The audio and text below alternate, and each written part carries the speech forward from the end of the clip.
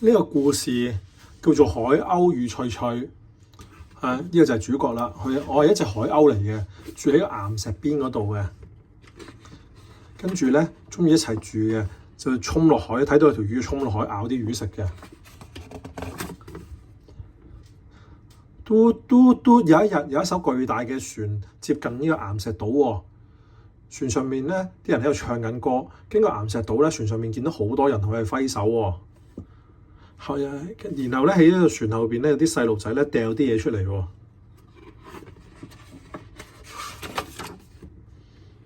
跟住咦咩嚟嘅咧咁樣，跟住佢聞好似聞落好香喎。嗰啲海鷗，呢個海鷗咧就行埋去試下食啦，角落角落，咦好脆嘅喎，脆卜卜嘅喎。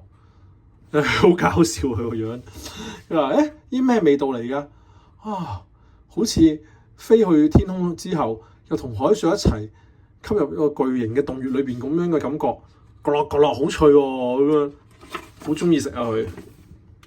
我仲想食多啲啊咁樣，佢哋跟住架船一路飛，咁樣咧，但係呢個同佢平時捉啲魚嚟食唔同喎。佢為咗食人類掉低落嚟呢啲脆脆咧，佢一定要貼住架船嚟飛喎。個個搏命咁飛，又飛近架船喎，好好食喎。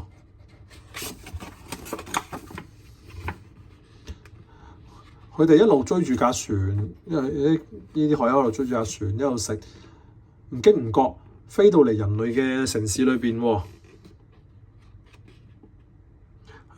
真係好食嘅啲脆脆，鹹鹹香香咁樣，又冇魚腥味喎，又唔會太鬆軟喎。跟住佢哋飛到嚟呢個碼頭嗰度喎，佢第一次見到呢個碼頭喎，好多屋喎。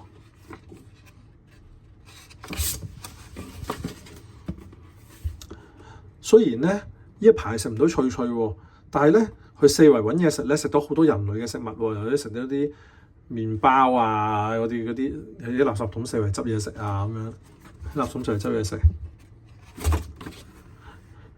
好搞笑嗰啲樣。跟住咧，但係佢哋喺碼頭旁邊咧係咁叫啊，冇嘢食喎。但係人類咧就冇俾脆脆嘢食喎，就將啲食剩嘅魚啊掉俾佢哋食啊。真係好鬼嬲啊！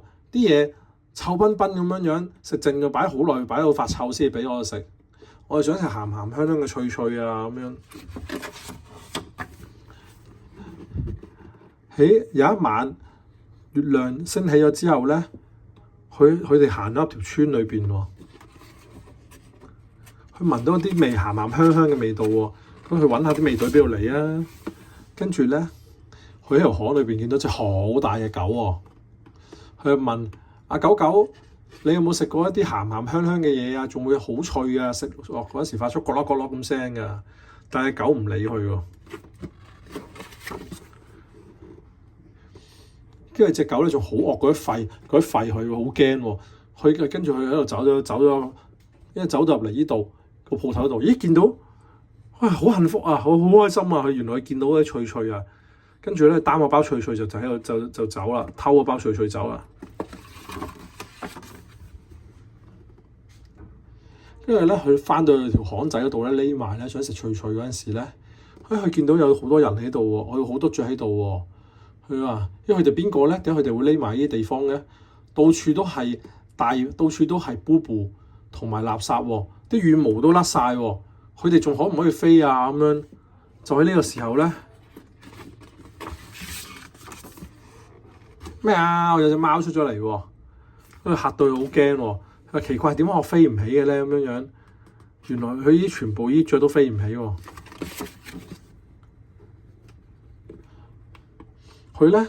佢氣喘喘喎，因為咧又口乾喎，又喉嚨好痛喎，個心臟咧噗噗噗噗咁跳喎，但係咧好似跳得越嚟越好似越跳越細咁個心臟，就嚟唞唔到氣喎，佢不斷咁拍翅膀想飛起喎，終於佢飛得起啦！呢個時候太陽升起咗啦，去睇下，咦？啲朋友仍然聚集喺大海上邊喎，佢喺度，佢望過去，喺好遠嘅海洋吹嚟好溫暖嘅風喎，冇咗碼頭嘅魚腥味，亦都冇人類咁複雜。唉，佢一路飛翻去佢朋友嗰度，好耐都冇飛咁遠啦，冇啦。即係佢覺得佢都係去翻去同啲朋友一齊喺海裏邊食魚咯。